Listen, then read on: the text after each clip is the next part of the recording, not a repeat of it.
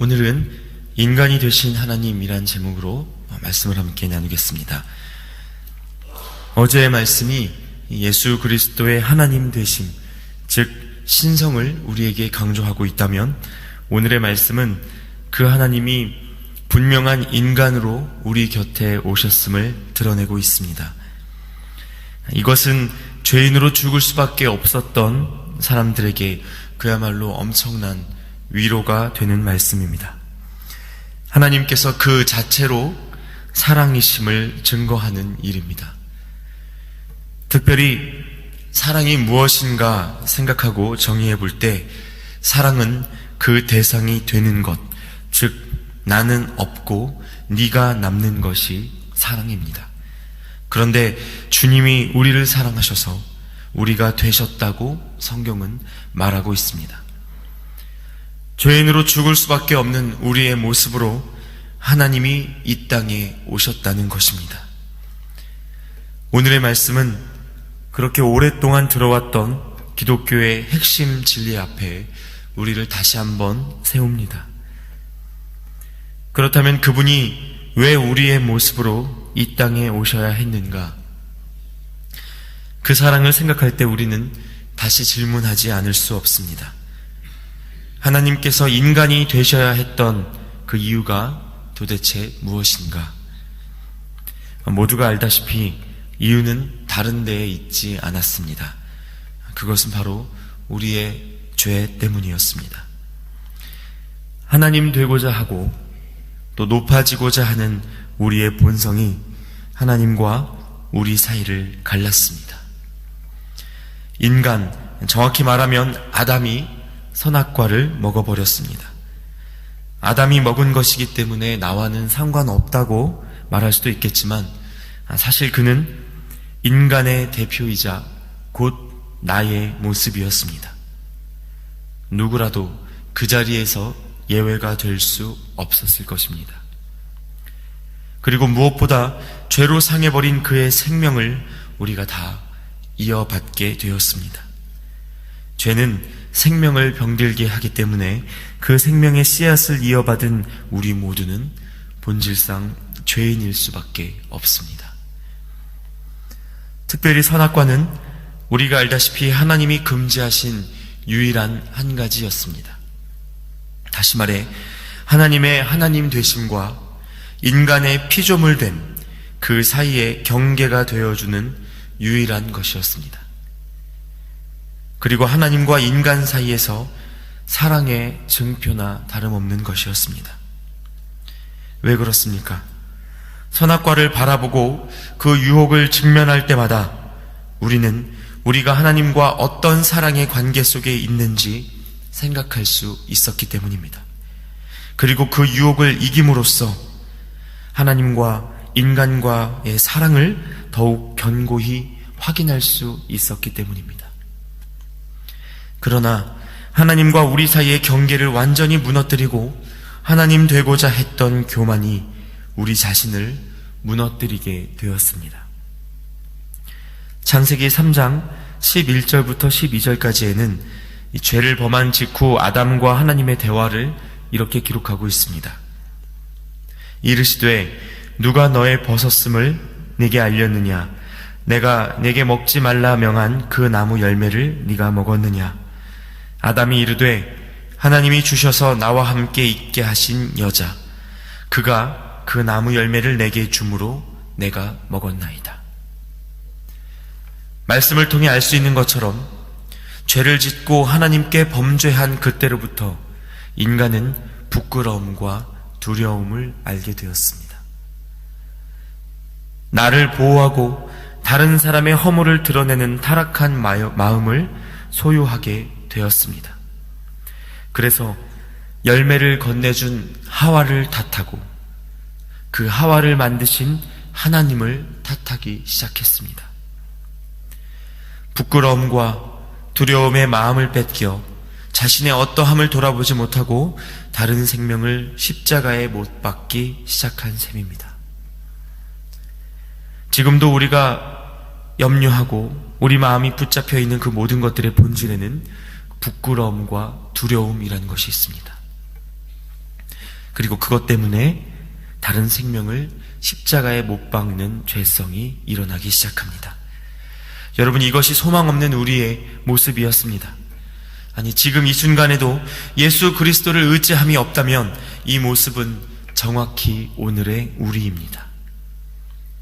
범죄함과 순종하지 아니함으로 영원한 형벌에 놓이게 되었던 죄인, 스스로 답을 찾을 수 없었던 절망적인 존재인 그런 우리를 위하여 하나님은 인간이 되셨습니다. 그러므로 우리는 우리 자신의 죄인됨을 알기 이전까지 하나님께서 인간이 되어 오신 사건이 어떠한 가치인지 다 헤아릴 수 없습니다. 부디 우리가 죽을 죄인이었음을, 그리고 그런 우리 한 사람 한 사람을 위하여 예수 그리스도께서 오셨음을 아는 지혜가 우리에게 있기를 기도합니다. 그렇다면 주님은 오셔서 어떻게 우리의 구원과 용서를 이루셨는가? 늘 들어도 다 알 수 없고 또 새로운 복음, 즉 십자가로 그 일을 이루셨습니다. 주님이 지신 이 십자가를 다른 말로 하면 낮아짐, 포기, 희생입니다. 하나님께서는 친히 피조물 되기를 선택하사 땅끝까지 낮아지셨고 또 이 땅에 계시는 동안 가난하고 약한 자들 곁에서 섬기시다가 죽기까지 십자가에서 희생하셨습니다. 이사야 53장은 이것을 상세하게 묘사하고 있습니다. 그는 실로 우리의 질고를 지고 우리의 슬픔을 당하였거늘 우리는 생각하기를 그는 징벌을 받아 하나님께 맞으며 고난을 당한다 하였노라. 그가 찔림은 우리의 허물 때문이요 그가 상함은 우리의 죄악 때문이라. 그가 징계를 받음으로 우리는 평화를 누리고 그가 채찍에 맞음으로 우리는 나음을 받았도다. 오늘의 7절 말씀도 역시 증언하고 있습니다. 그를 잠시 동안 천사보다 못하게 하시며 영광과 존귀로 관을 씌우시며. 여러분, 예수 그리스도께서는 우리의 죄 문제를 해결하시기 위하여 천사보다 못한 자리로 내려가셨으며 이 초라하고 처참해 보이는 십자가의 길이 영광과 존귀의 관을 쓰는 길이 되었다고 말씀하고 계십니다. 여러분, 이 한 번뿐인 인생 정말 그리스도인으로 살아가기 원하십니까? 혹시 그리스도인으로 살아감과 동시에 높아지고 올라가고자 하며 많은 돈과 권력과 명예를 쫓고 있지는 않으십니까? 다른 사람들보다 높아져 다른 사람들을 부리는 자리에 있는 것을 만족스럽게 여기지는 않으십니까? 과연 그 부와 명예와 사람들의 인정이 가득한 그 자리에 우리가 주님이라고 부르는 예수 그리스도께서 정말 계시겠습니까? 주님은 높은 자리를 선택하시겠습니까? 낮은 자리를 선택하시겠습니까? 높아지기를 원하는 우리와 함께 계시겠습니까? 낮아지기를 원하는 우리와 함께 계시겠습니까?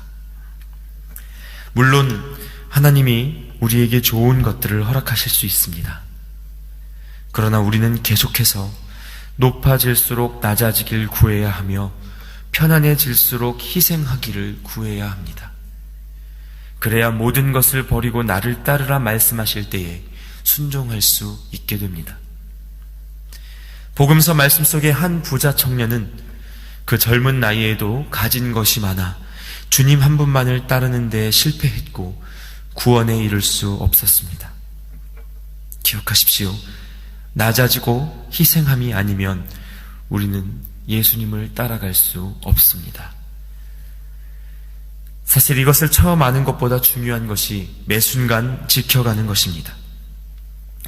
오늘의 말씀 1절과 3절은 특별히 우리가 이 은혜를 흘려보내지 않도록 주의해야 함을 일깨우며 이같이 큰 구원을 등한히 여기면 죄인을 향한 심판을 피할 수 없다고 경고하고 있습니다.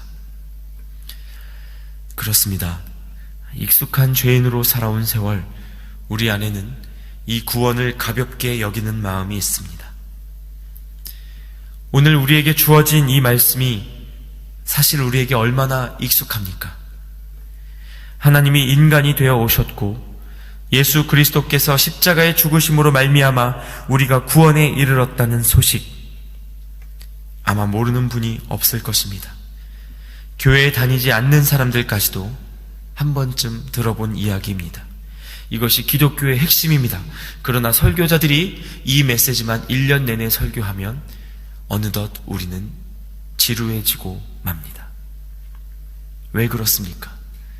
하나님께서 우리에게 말씀하신 이 복음의 핵심이 들려지는 그 순간에도 우리는 어떻게 지루함을 느낄 수 있습니까? 알아도 등한히 여길 수 있기 때문입니다. 알아도 가볍게 여기고 그렇게 살지 못하기 때문입니다. 하지만 여러분, 하나님이 우리에게 주신 구원의 가치는 우리가 결코 듣고 버릴 만큼 가볍지 않습니다.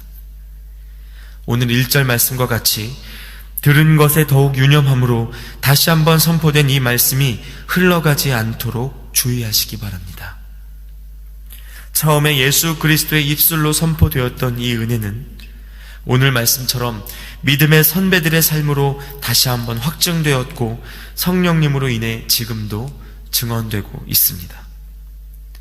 그리고 바로 이 시간 우리 각자의 삶으로 예수 그리스도의 십자가가 다시 한번 선포되고 증언되기를 주님은 기다리고 계십니다. 모든 사람을 위하여 죽음을 맛보신 희생의 사랑, 이것은 가장 약해 보였으나 가장 강한 능력이었고 초라한 길 같았으나 영원히 빛나는 길이었습니다. 그리고 그것이 그리스도인으로서 오늘의 우리가 함께 걸어가도록 주어진 유일한 길입니다. 희생이 없이는 사랑도 없고 죽음이 없이는 부활도 영광도 없습니다. 여러분은 오늘 이 말씀을 따라 예수 그리스도를 따라 누구를 위하여 희생하시겠습니까? 누구를 위하여 죽어지시겠습니까? 어떻게 여러분 안에 하나님의 사랑과 부활과 영광이 있는 것을 증언하시겠습니까?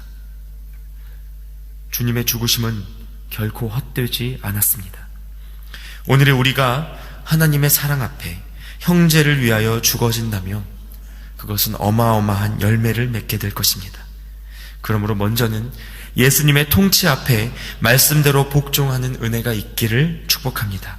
그리고 만물을 예수 그리스도 앞으로 이끌어가는 선교적인 삶으로 오늘 하루를 살아가시길 축복합니다. 내 삶을 채우기보다 다른 생명을 위하여 내 삶을 내려놓는 믿음, 이 십자가의 삶은 이제 우리에게 주어진 몫입니다. 함께 기도하겠습니다.